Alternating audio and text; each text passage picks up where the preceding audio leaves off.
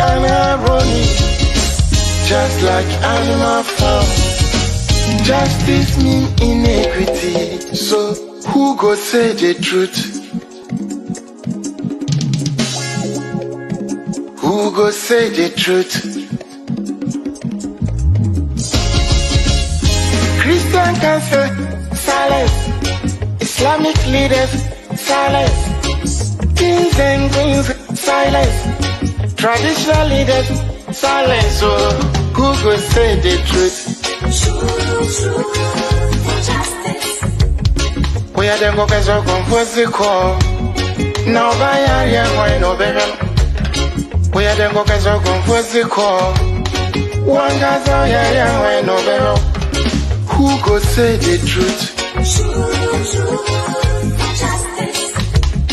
Who go say the truth? Oh, he need it now, see what's I see so.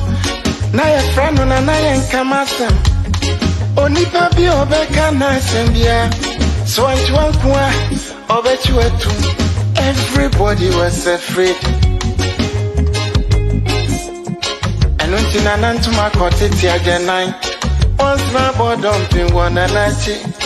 But who go tell the truth? Nanai or say me. Nanso bien person beka wasam because everybody is afraid. Anya safwe muayini. Akuku drofo nyina dalima. And who go say the truth? Obiaja konson so to grow your mansa to me be a cacobrafo. Efo anyina ye. Efo when you know yet. Na so kutrata down so be dia back or why no keke. I fene for be man mo pia for efo ne cross on my mo. Hanya safwe mo ayini. Akuku drofo nyina dalima. And who go say the truth? Abaya di bote chino. Yedi bi bebo nyande bi. Kachisa would your mouth pipinuma. Would your mind never shine my preference? But who go tell the truth? TUC, silence. Even journalists, silence. So then who go say the truth? Right is right. Wrong is wrong, no matter how you justify. You say you wanna get rid of corruption. Someone want to help you, now the person become your target. Jobless, no they mean senseless. Poverty, no they mean useless. One day, then go resist.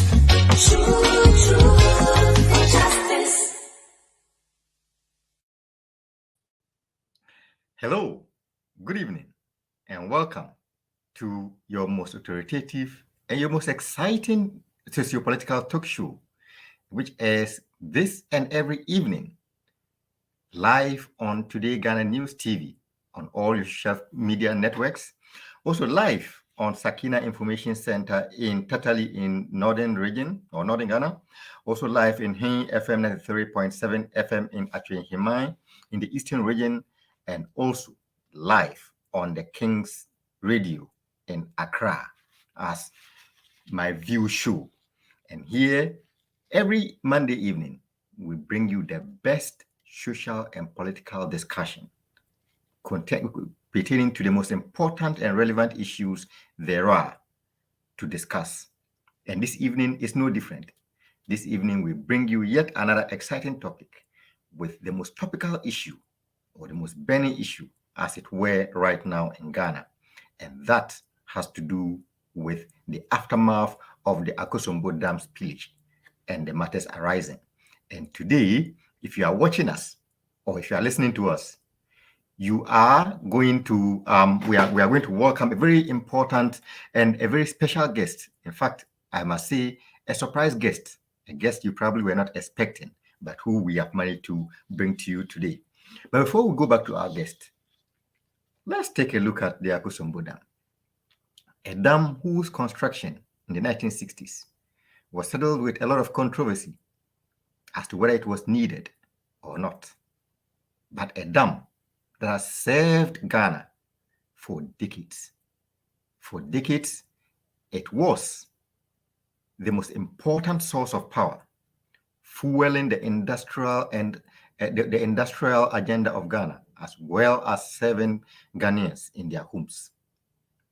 A dam whose construction has, in time past, left some people stranded, but has yielded to the benefit of the nation. And yet again, this dam is in the news.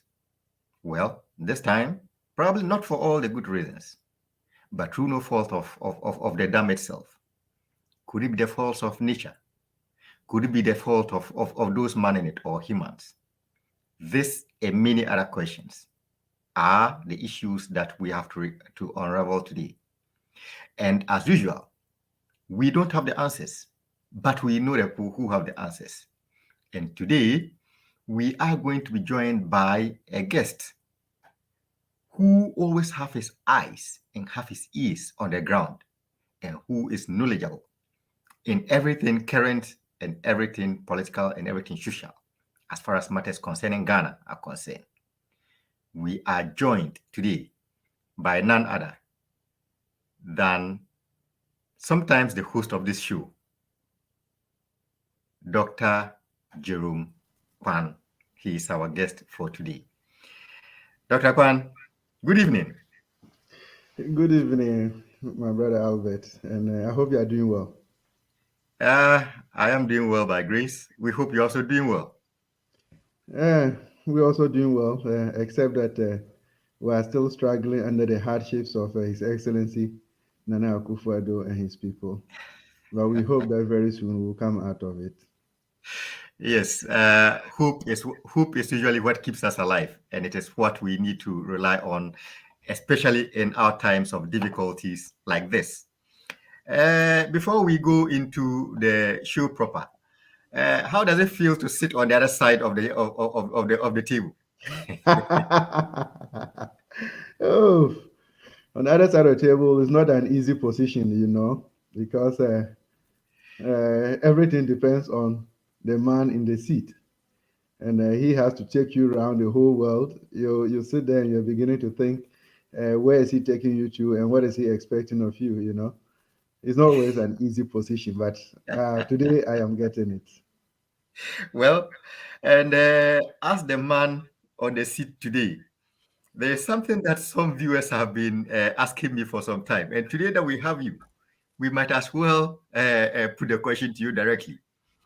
Our regular viewers have been spoiled over the years by having you host this show, and all of a sudden you disappeared, and then all of a sudden then you reappeared. So apparently you have been appearing and disappearing like a phantom. Where did you disappear to? Oh, yeah, that is quite true. In this system, especially in this part of the world, the work schedules are always a difficult thing to predict. You have no time of your own. So for the past, I think I got missing for about 3 months or so. And then I had a work schedule that actually dragged right into the ninth, late into the ninth. And that prevented me from being on the show or appearing on the show. But at least right now, I'm back to the regular morning to evening. So that is why you're not seeing my face. Yeah, 3 long months. And because you put our viewers and our listeners through the agony of having to wait for you for 3 long months, they want to know whether they can have assurance from you that you will not disappear on them again soon. Sure, not soon, because every year you have this change in the work schedule. So for this year, it's gone.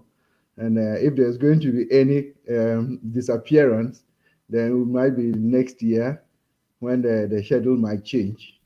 If only I do not have to change the job itself, because if I change the job itself, then maybe I will not have the opportunity to disappear any longer. But I can assure you from now onwards, we will always be together as the alternative. And who knows, maybe the next time I'll also put on the other side, and then we see how it goes. Well, Yeah. viewers and listeners, you heard it from the horse's own mouth.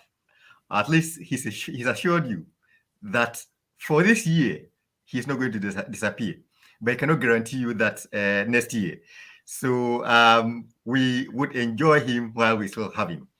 And so, yeah, we welcome you again to today's show. And we are happy that you are joining us as a guest and not as a host. It's my pleasure. It's my pleasure to have this first-hand experience and to see how somebody wants to grill the other. But all the same, we will manage our way through. Well, it's not so much of grilling.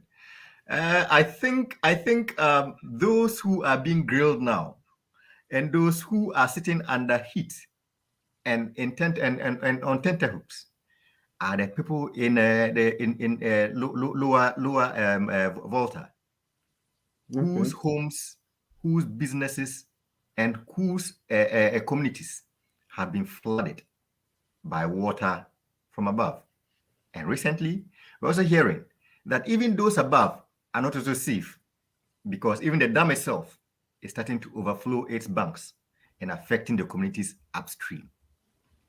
So, Dr. Pan, Akosombo Dam spillage and the aftermath. Is this a natural disaster, or is a man-made disaster? My boss, let me be very honest and very blunt here. It's a man-made disaster. Not to take the wind off your sails, but before you have already answered the question, but hold on to that. For those who probably are not very familiar, because our viewership is wide, and some people are not familiar with the situation as it is in Ghana. Can you give them an idea as to what we are referring to when we are talking about the Akosombo Dam spillage? Probably, if you producer might have a short clip on it, so that you can just play that one. Everybody sees, and then we dive into it. All right, producer, if the clip is ready, we would like you to play it so that our viewers would have a look.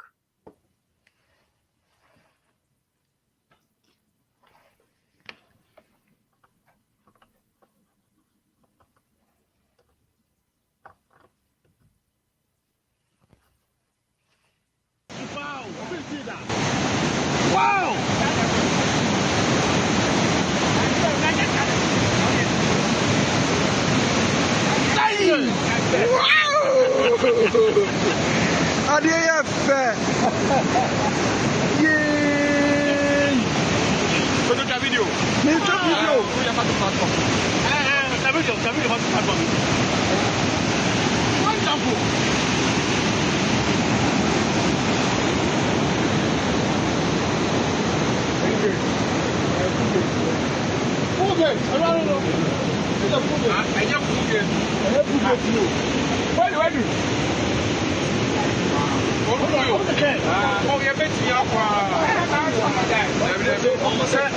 I mean, I'm sure says above the water level.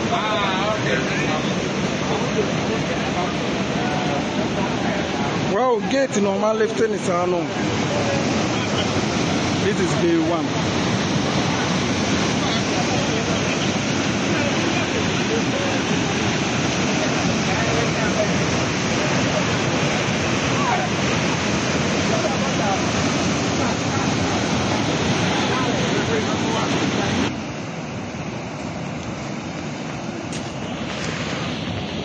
Oh, no problem. Don't forget to see move. I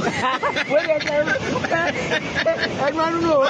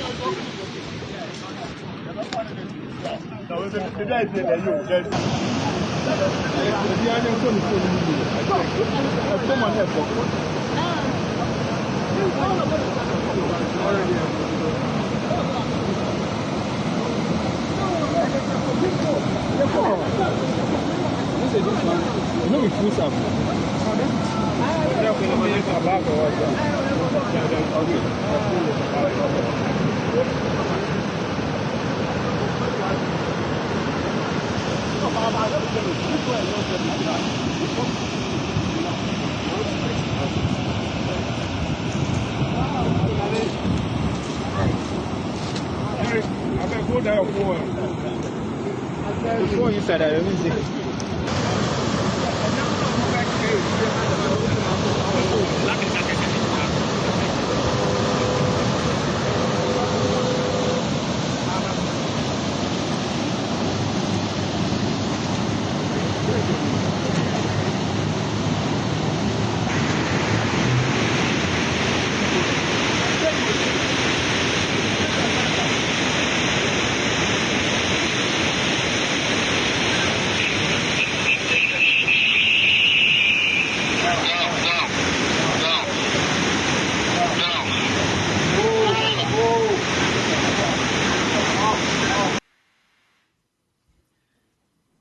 Yes, welcome back. Good. So, Dr. Pan, you already started answering the first, but so can you explain to our viewers what's this? What we're watching? Yes, what we just saw is a spillage of the dam. The dam has been constructed in such a way that we have 6 channels that are running out, where we have the turbines that are connected. For a layman to have a fair idea of how the turbine looks like, it's like a fan blade that you have in your car, or even the fan in your room, that you put it in such a way that water falls on one blade, then it's able to turn the fan around. Now, as it turns the fan around, it is able to generate electricity. And that is what comes to all of us as we are using. And what we have just seen here is that the dam has a maximum capacity, safe operational capacity that it can take. And when the water level goes beyond that level, then there's a tendency that the dam can break and the water can overflow and can cause a lot of disaster. So as and when the water levels are going higher, then the engineers have the opportunity to be able to control an amount of water out of the dam at any point in time. So what we have just seen is one of the controls that they're seemingly doing to release the water. And as at the time they were doing this, you see, why I'm saying it's man-made. It's man-made because they had the warning signs in September 2022 that this year we're going to have a heavy downpour and upstream, because it's not every downpour that gets into the Akosombo. It is when we have higher rainfalls upstream in the northern side that we have water collecting in the Akosombo Dam. Beyond the Akosombo Dam, any water there doesn't get in, it goes into the sea. So in September 2022, they had these warnings. And as I tell you, Albert, if you have a warning, September 2022, all you needed to do was to keep an eye on your water level. You don't allow the water level to go above the maximum or almost at the maximum that you want to open. For instance, what they have done, the water level, the minimum safe water level is 277.5 feet. and that is about 84.6 meters. Now, they waited patiently until the level went to 277.26. Can you imagine? Okay. 0.26, but we'll come to it. It's like there's a deliberate attempt to cause this mayhem in the Volta or in the lower part of the catchment area. We will get to that point. They waited patiently until it got to 277.26, when the maximum is 277.5. So if you had a signal from September 2022 and you waited until this point, it was even more prudent to start doing the control spillage when it was getting to 270. And in that sense, you don't have to open all the 6 channels. You only have to open at least 3 at any point in time, and not even the full gate, but minimum half gate of 3 of them, and then the water would have been going out. On the other hand, they could have saved a lot of Ghanaians these high electricity tariffs that they are paying, because they are using only 3 turbines for generation of electricity. So they could have equally opened the other 3 to make all the 6 in operation, and that would have produced more, controlled the water that is running into it, and we will pay less electricity bills. All that didn't work. So they deliberately waited until this point, then they opened all the 6 gates. This is not something that is not deliberate, because they already know, the engineers already know that the amount of water that can go through the channel and get into the sea without getting into the villages. They already know. So it's not something new. You see, Dr. Pan, you are right in saying that they knew. And VRA will tell you that because they knew, earlier this year, they undertook a simulation exercise to prepare for such a thing. And actually, after the simulation exercise with their foreign partners, VRA came and said that the exercise was very successful, and that they had done very well, and that they were prepared, and that everything was under control and nothing could go wrong. So actually, VRA knew this, like you said, and they took the measures. So why are you still blaming VRA? If they knew this and took the necessary measures, then they were supposed to have done a good sensitization down there. They would have done evacuations before, because they are fully aware that the amount of water, the volume of water that is coming out will have an impact at the lower part. So if they did a good simulation, they should have been fully aware of the impact and not come back now, and they are trying to even blame the meteorological services department for misleading them, for which I think that is even a non-starter. Because if your simulation is right, it is not only about the amount of or the level of water that you are releasing, it's about the impact as well downstream. So they should have gotten all that clear. Well, so it's even a non-starter for them to say they want to blame anybody. If they got everything right, then this wouldn't have happened. And that explains why I'm telling you that it is a deliberate attempt. You say that they did a simulation. In fact, you said they blamed the metro services. Of course, they said that the metro services gave them predictions that were contrary to, in fact, the exact opposite of what the metro services said. And that is what has resulted in this. And I disagree with them, because even if they gave them contrary predictions, physically at the dam, you are observing the collection of water in the dam. You take the measurement of the water every day, you record it as how the water rises and recedes. You know the maximum amount of water that the dam can contain. So you were deceived. Therefore, you went to sleep. You knowing very well that your maximum is 277.5. You allow the water to get to 277.26, and then you go to open all the 6 channels. Please. There really seem to be something very peculiar about this whole situation, but this is not a worst case scenario. The worst case scenario is still ahead of us, and that is the possibility that the dam can actually break, and all the water that is left, that is stored behind the dam, in this case, it's not going to be a spillage, but then move in droves and then wash away the lower parts. But VRA came up with an interesting idea. When asked what they were going to do if such a situation arose, or how they're going to manage, they said that they were hoping that we don't get to that stage. In your view, is hope good enough? It's a non-starter. It's a non-starter. You do not say you are hoping that we don't get to that stage. What about if we get to that stage? Because this is nature. You don't control the amount of rain.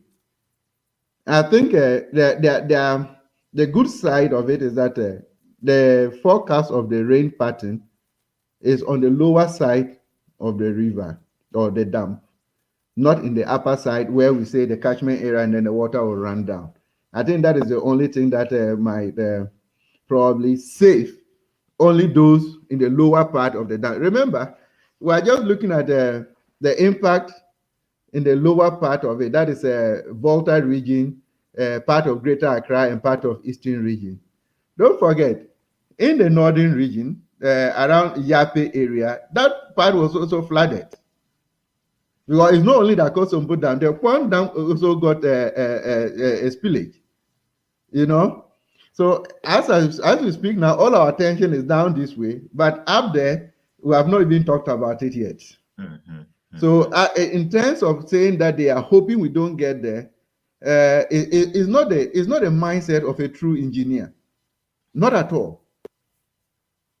Because right now, what they need to know or what they need to do immediately is to find out how best they can channel the water that is down there right out of the communities where we have it. They should be thinking about it. What should they do? What should they have done which they didn't do, and that resulted in this? Because if the likelihood that we're going to get higher volumes of water coming in the coming days, that is where they should have started. They should not sit down and be hoping. As for the hope, is a non-starter. It's even an insult to the people who are suffering right now.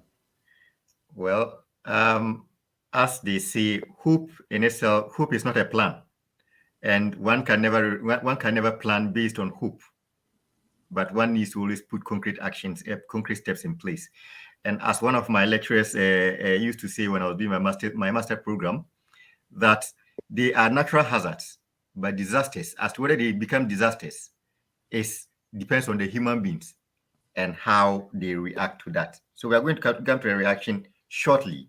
But before we get to a reaction, as a result of this pillage, we know that thousands of people are affected. Hundreds of communities are affected, and people have had to relocate and living in deplorable conditions and drinking water that should not be meant for human consumption. What do you think are some of the likely effects now and in the future that this is bringing and this could bring in the future to the inhabitants? The immediate one that we are seeing right now is the condition in which they found themselves now. They are sleeping in classrooms and all that. They are well exposed to the mosquitoes. Mosquitoes breed very well when there is water. So you should expect that in the coming days, the rate at which malaria cases will be reported at the hospitals would increase. And unfortunately, there are not even nothing is spared. Even health facilities, they are all down. Now, also remember, the water level is so high that even houses, let me say, I will not say low class houses, just the ordinary houses are even submerged. So that tells you that places of convenience that have been built in the communities, they are all submerged. So that sense that the entire water is contaminated. Albert, there are mortuaries in those places. We have dead bodies in those mortuaries, and they are all filled with water. So you can imagine, in the coming days, let's not, we cannot run away from it that there will be outbreak of diseases. We can't run away from it. Cholera and all those ones will rise up. And we have kids there. And remember, as for the kids, the immune system is not as well built as we find for the adults. And a lot of fortunately, there hasn't been any, let me not say reported death, but there's one death. I understand a Chinese man who was doing fishing down there has been washed away, and they have not been able to locate him. So how come a Chinese man is doing fishing in Ghana? Yeah, it's another story, you know. We would get to that. So that one, we leave that one. But in the coming days, even deaths that will be reported might be as a result of what we are having now. Because if you listen to some of the audios that are coming from that place, the stench from the water alone tells you that the conditions are out of place. The environment is totally contaminated, totally polluted. So diseases will come out of it in the coming days. Education that is already suffering is going to suffer more in that area because they are using the school buildings to house these homeless people or people who have lost their homes, you know. So in that sense, education has come to a standstill in that area.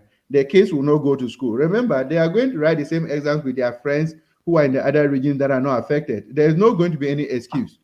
So it's going to have another drain on the educational system itself. Our health system is going to go down. Our educational system conducts will also equally be affected. Remember, all the farms downstream are all gone. Even those rice production and whatever it is, understandably, all the rice, everything has been washed off. Farms have been completely covered. So there's going to be a lot of issues with what? Foodstuff down there. And surprisingly, I don't think that they can continue to live at the mercy of people who supply them with foodstuff. So another impact is going to be on this feeding, nutrition, and what have you.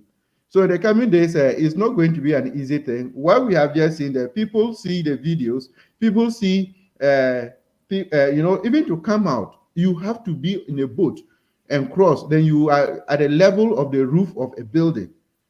So in the coming days, for now, we will not see it, but within a week or two, then the various impacts will start coming out to the scale that it can be measured.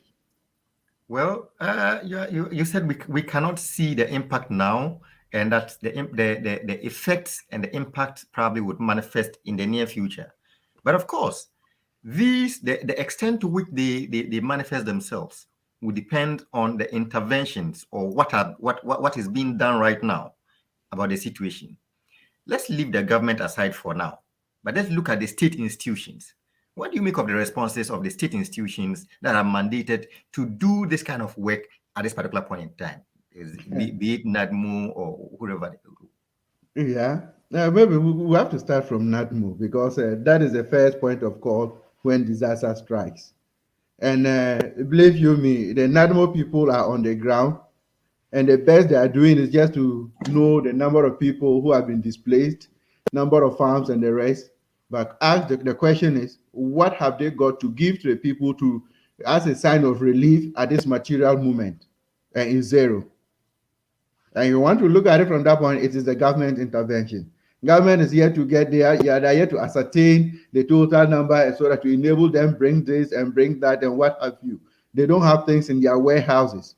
So if not more, that is the first point of call, is already in crisis. It tells you that the interventions from the government side on its own is nothing to write home about.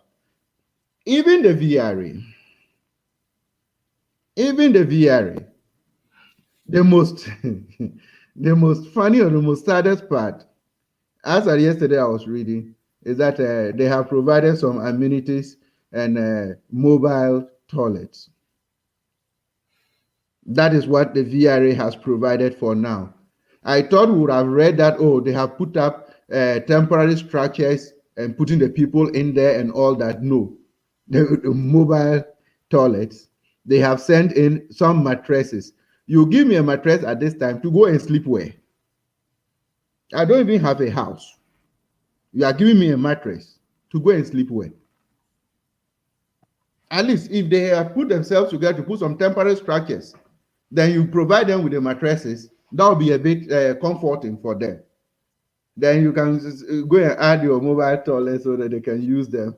Even the government itself is always bragging itself. We have built this number of toilets, this number of toilets. So if the VRA is providing mobile toilets, it's in order.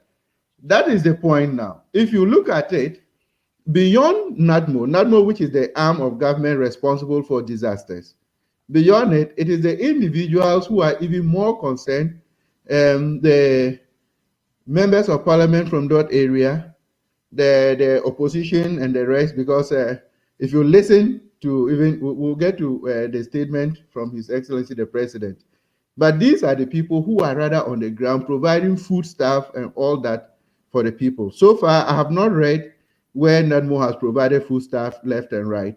Even in the case of Bupe, it was His Excellency John Dramani Mahama who made donations, which the MP, Paul, had to go and hand over to the NADMO so that NADMO would do the distribution. But government itself, well, I am yet to come into concrete terms as to what government through NADMO has provided, apart from what I am reading over the media space. Yeah, well, this sometime yesterday evening and early this morning, we also heard in the news that even the military that was giving assistance by virtue of boat assistance to carry people from some flood areas had been withdrawn. That they were asked from an order from above that they should stop their work and return whatever they were doing. So this probably is the response of the state so far. But let's go to where the money is. The people who are supposed to be making the decisions, who are supposed to be making the calls, deciding what resources should go where, when, and how, the government. This issue has been on for over a week. Indeed, at the time the issue happened, the president, we are told, was outside Ghana. But in his absence, there was somebody acting in his stead, and nobody said anything until the president came, and then events started to unfold. What do you make of the reaction of the government in particular to this particular case? I will not fault the government for their reaction because it is expected. Why do I say so? The president has underlined this statement. In the absence of the president, the vice president was in the country. But unfortunately, I believe the vice president was up north campaigning to be the flag bearer of his political party, New Patriotic Party. And even while the vice president was up there, because in the absence of the president, the vice president acts. While the vice president was up there, I think the chief of staff was the one who informed the president of the disaster and what have you. And the vice president had to come down as well. I will not be able to tell whether the vice president went there first or it was the president that went there first. But whatever be the case, the president came and then he visited the people in the Volta region. As we speak now, a lot of people, because Akosobo Dam is located very close to the Volta region, even though it's in the eastern region, this flooding has affected parts of Greater Accra region as well, parts of eastern region, but the magnitude in the Volta region is what is making it the center of attraction. The president was there. He went to commiserate with them for whatever has happened and blah, blah, blah. But unfortunately, he made a statement which makes him very insensitive to the plight of the people who are affected. Why do I say so? The president made a very brilliant statement that he is the president, he leads the entire country. It doesn't matter where the situation is. Once he's the president for everybody. It should have just ended there. But he went beyond that to say that, but if it is a matter of votes, he shouldn't have been there.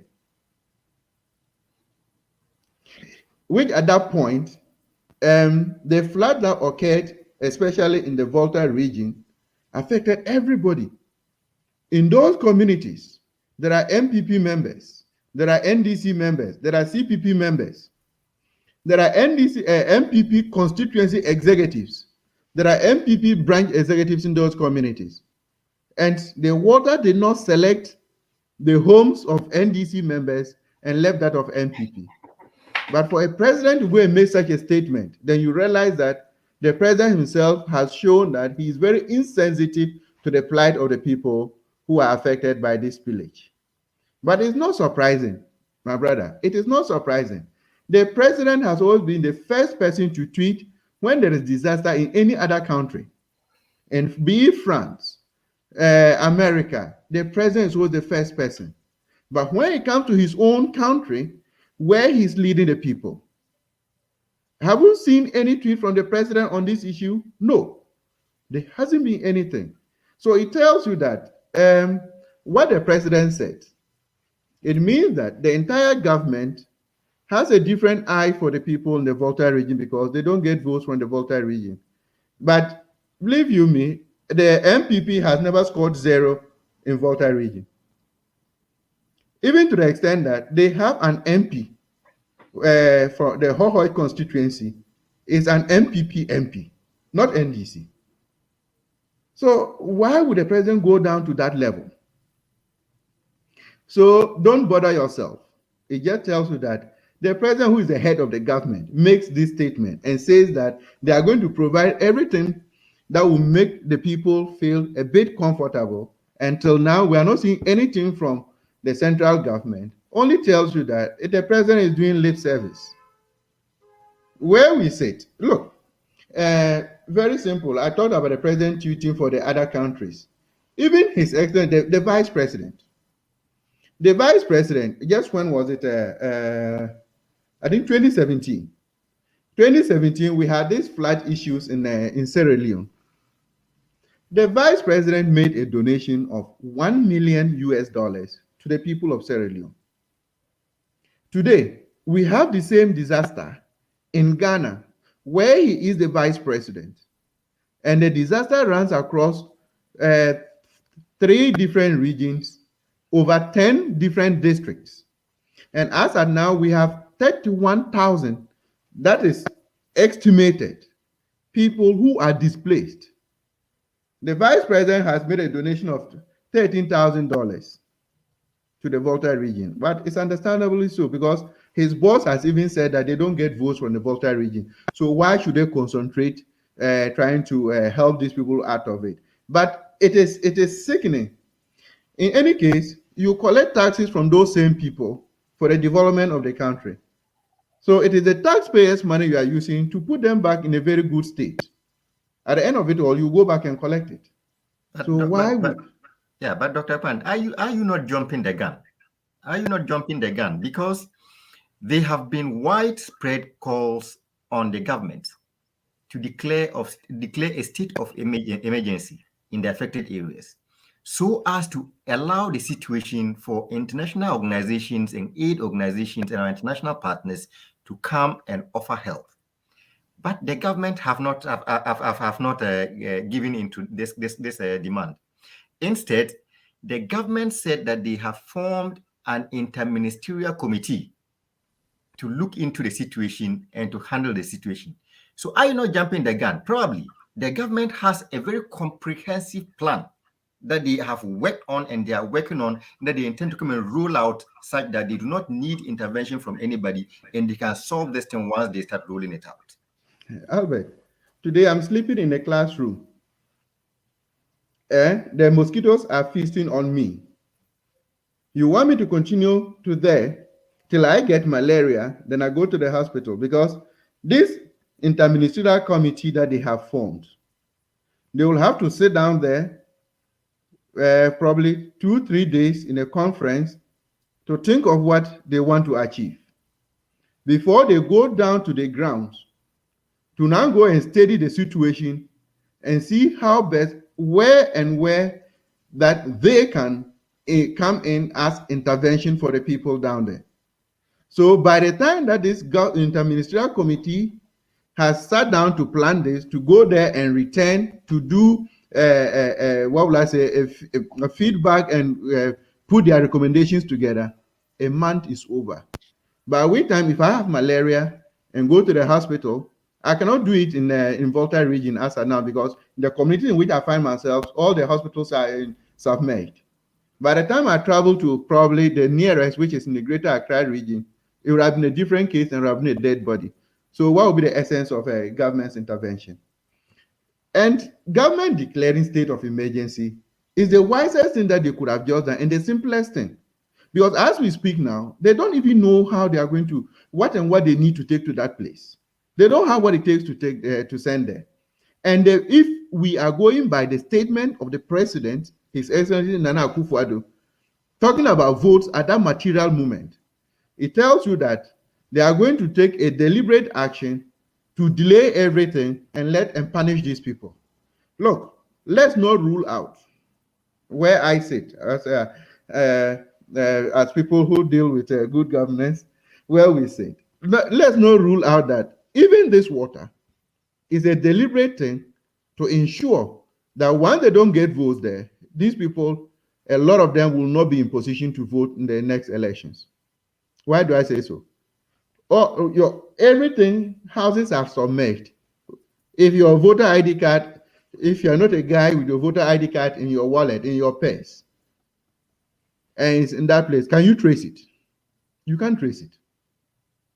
If your Ghana card is lost, you cannot trace it. So we don't want to go into that area. We just want to look at. I'm not jumping the gun. If the government has put that interministerial committee in place, it's a deliberate thing. We don't have to wait for it. Immediately you have NADMO, and the NADMO people are distributed in all the regions, in all the districts.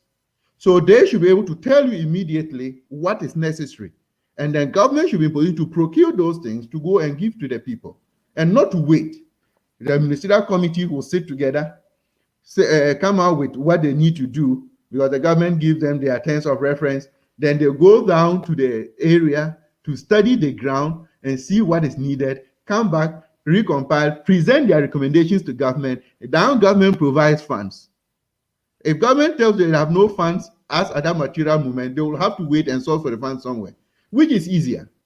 To declare a state of emergency, that allows international communities to come in and support, than you sitting down to do all these planning. And at the end of the day, if government has not got money, they will have now to go to the international community with the same recommendations and present to them and ask for support. This is wickedness to their own people. Well, I don't want to believe that government would not have money. After all, the government of Ghana has a contingency vote from which they can build a national cathedral. So if they can have a contingency vote for a national cathedral, of course, they must have a lot of money in that vote for emergencies like this. After all, that is what that contingency is supposed to be for. So wait and see. But while waiting, we are sure that the government is also learning, or they probably are learning, or not. We don't know. They probably have long and medium and short-term solutions that they have in place. We don't know that yet. But we'll take a pause, let Dr. Pan take some water to cool his throat, and then we'll take some messages from our viewers and our listeners, and then we'll return to him to look at the last arm of this discussion, which we will look at the lessons that are being learned, and what the what the strategies are, short term, medium, and long term, to avert this in future.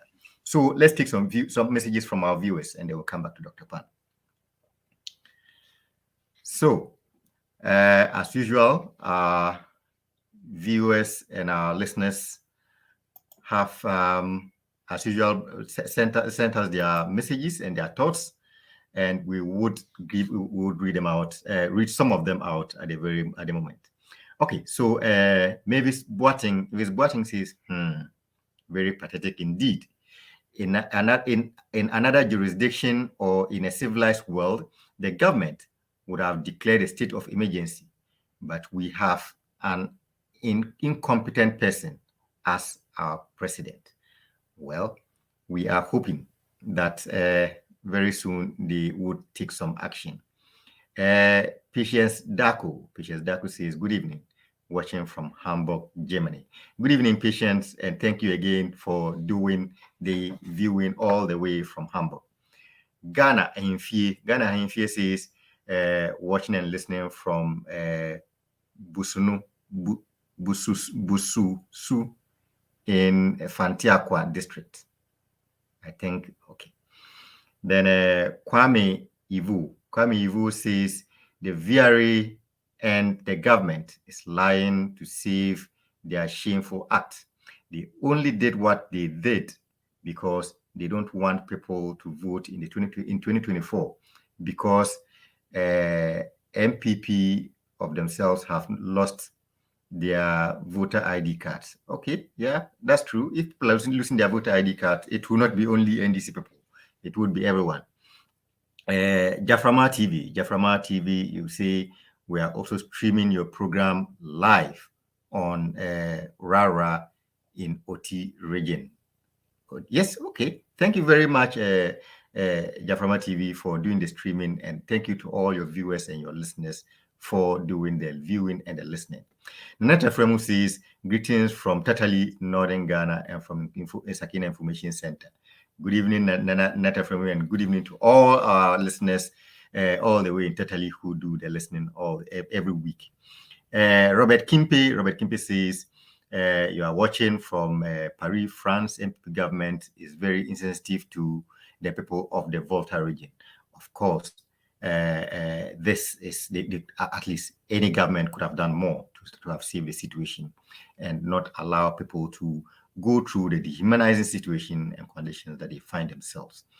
Osei Superior says, you are watching from Barcelona, Spain. Dr. Pan is hitting the nail right on the spot. More fire. Yeah, maybe we need more fire from him to quench the water that is disturbing the people of Lower Volta and other Ghanaians as well. Asempa Henem Boachi says, greetings from Achin Himai. Yes, thank you very much, Asempa, for doing the listening and for always joining us as always. So these are some of the messages that we have from our viewers and our listeners, and we would return to Dr. Pan so that he would give us some remarks as we draw the program to an end. So, Dr. Pan, welcome back to the show. Thank you very much. After all of this, after the reaction of the government, or reaction or the inaction of the government so far, probably the government, probably we as citizens, probably onlookers have learned some lessons. What are some of the lessons that we could have that we could and should actually have learned through the occurrence so far? So far, I might not be able to say exactly, especially where those low-lying areas at the lower banks of the river. I don't really know the extent, and if they are built on the waterway or the runway and all that. We also need to have a second look at it. But the last time that this flooding occurred was somewhere in 1963. So some people, I mean, those who were even born around 1963 are right now should be on pension. They should have just gone on pension, So a lot of people believe strongly that we have very capable technicians, engineers running our Volta, the Akosombo Dam. And if there's anything that is going to come out of it, any disaster, they should be able to mitigate it. But unfortunately, we have been failed. Now, going forward, let's look at our building structures.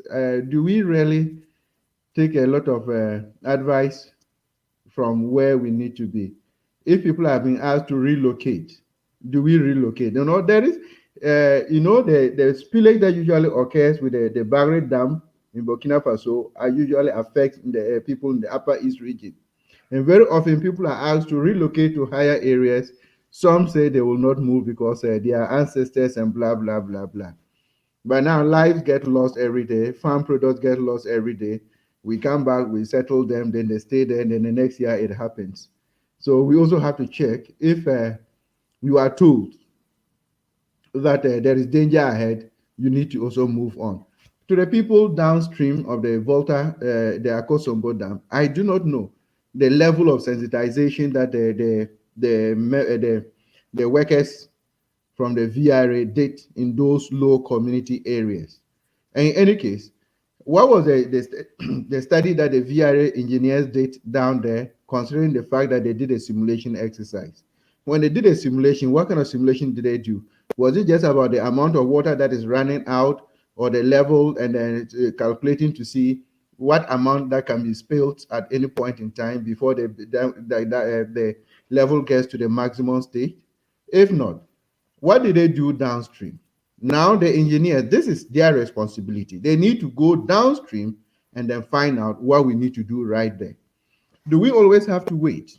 We know there are some times that we run at very low water levels in the dam, then even getting electricity becomes a problem. But do we have to wait for the water level to rise up to 277.26 before we do a spillage? Could we not have done it in a more controlled manner? Even when it was around, we know that the minimum is far below the 270, So once it goes above the minimum, and then we still see that we have a lot of run water from the catchment areas, then we should be proactive in that sense. But for our people downstream, it's really going to be difficult to say that we are moving all of them from those communities to a different place. It is the responsibility of the VRA to see that can we not, in developed world, they can channel the water from the runway right into the sea. There is a way. Can we go through it and demarcate it properly so that there are no structures in between? If there are structures, we will relocate them to places. If they were doing a controlled spillage of this dam, for instance, if they had opened just 3 gates, not 6, 3 gates, to let the water out, I'm sure the people there would have realized that the water is coming in. If the water is going higher within the communities, they could have moved and salvaged some of their things. But once they opened all the 6 at a go, it was just a sudden realization that their places are all filled up. And obviously, there is no way they would have moved. Some slept and woke up in water, So can we agree with the VRA engineers? When you want to do a spillage, can you do a proper sensitization of the people? That would have even been better. At least life and property would have been preserved. As for the buildings, you cannot move your building, but at least you could be able to move some of your property somewhere. As we speak now, there are some people, they have nothing. All they have is what they are wearing as at now and sleeping in the open. So could we not have done something like that? As for our farms, if the VRA is able to demarcate exactly a channel that can take the water from the dam right into the sea, then we are able to get that thing out. If you decide, as well, when they tell you that it's a waterway, do not build, people will still go there and stay. And so that is their assassin or their ancestor, what, they cannot move away. That one day, they are there. Those deviants are there. We will, at any point in time, we can use force because whatever happens to them affects the state. But those ones are exceptional cases. But for those who are law obeying, we should be able to listen to us and move them. I mean, we need to be a bit sensitive on some of these things. And in any case, we don't have to wait to spill Akosombo at the same time. At least we should be able to do them gradually and not all at the same time, affecting so many people and then causing loss of life, property, and then what have you. Livelihoods gone. Educational system in those areas are simply curtailed. I don't know if there are any other things that people will have to take a second look at. It's about where you put your structure. But in any case, all the buildings that are submerged, most of them have building permits. Most of them have building permits. So you cannot even blame only the VRA engineers. Blame the engineers at the district assemblies who issued those permits. So it means that, my brother, we have a long way to go. Indeed, we have a long way to go, but we also have a country to build, and we have communities to develop. And where you sit, just across the, in our neighboring country, in Netherlands, almost the whole country is below sea level, and yet through engineering solution, they are able to create a home out of a place that should be under sea. So, if engineering minds are put to their work, and if people are resolved to make a home and to colonize this earth that we have come and to make it habitable, we should be able to make something out of it and make homes and lively communities out of it. I agree with you perfectly. Let me not cut you short. I agree with you perfectly in this. But then, when we started, you talked about the military that were in the Volta region, and all of a sudden, orders from above, they were supposed to move. That is what is killing us in Ghana. That is what is killing us in Ghana. We are people who are well trained. Most of the engineers, let me say, were trained abroad and then they went back there. But orders from above, so and so sent you. You know the right thing, but you cannot do it because if you want to do it, it is your livelihood. But we expect people to work with integrity, to be firm. If this is wrong, it's wrong. I mean, if it's from above, the building is not supposed to be there. So we don't want the building there. Bring it down. And then you go. But brother, orders from above. Well, orders from above.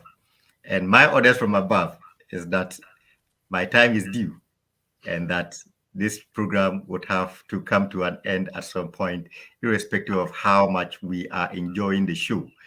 But before we part ways and we bring the show to an end, do you have any message that you probably would want to give to the people who are affected by these floods, and also to onlookers who probably could do something to help the situation? Is there any message you have?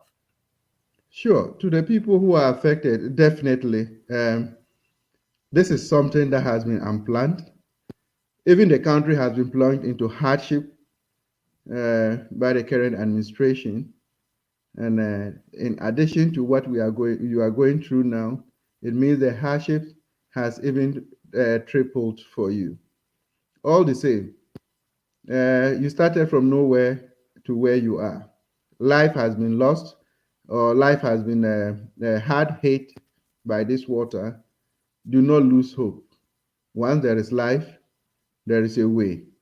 There are a lot of communities that are putting themselves together to make contributions to support the people who are up there. Wherever you are, you have the opportunity. For the people within Germany here, we have Davis and Porum. They are also raising funds to support, to see how best they can put up a relief center to cater for women and children. The Zongo Caucus is also raising funds. Wherever you are, whatever little you have, whichever way that you can, reach out to the people in the 3 regions. That is a Volta region, which is hard hit, or the hardest hit, and then parts of Greater Accra and then Eastern region.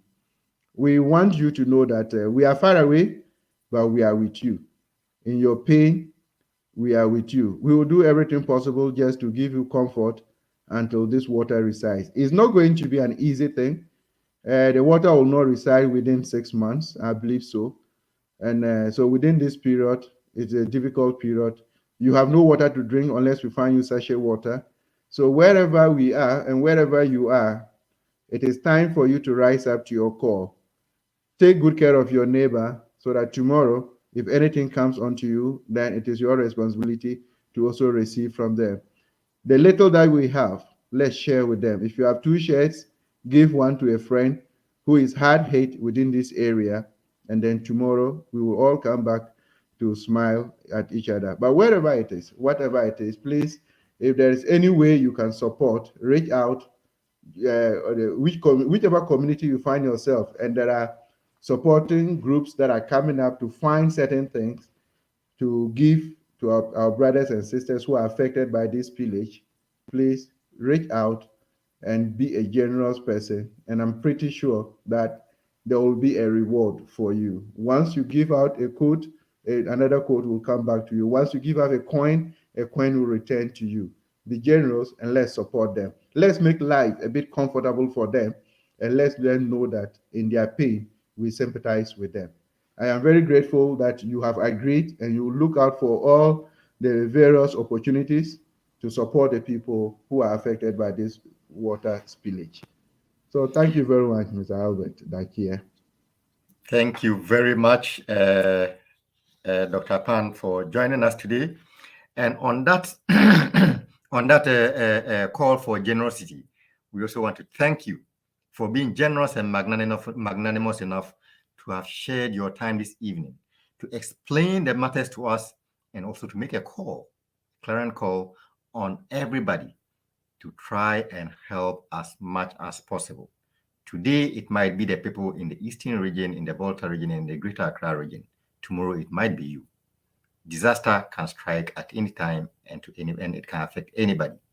So, please do your best to contribute your widow's mite and help in any way possible that you can to try and bring some smile to the faces of the suffering right now.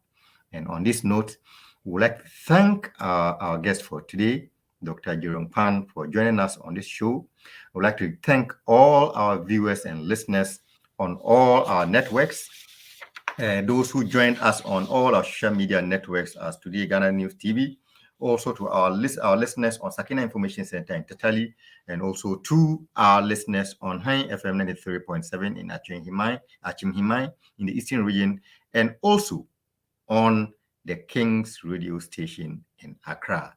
And until next week, we'll come your way again with yet another exciting edition with another powerful topic for discussion and for deliberation. Stay blessed, stay tuned, and be safe. And God bless Ghana. Thank you and good night.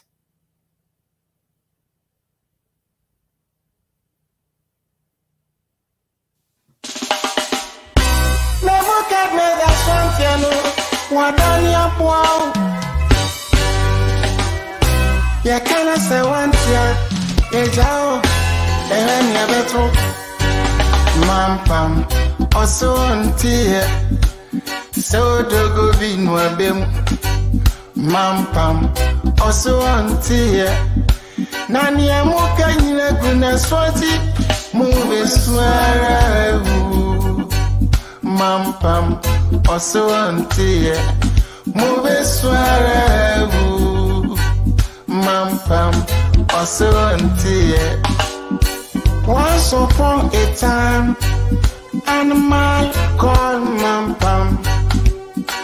Any king where them go bring 'em. Mampam said that king know the force.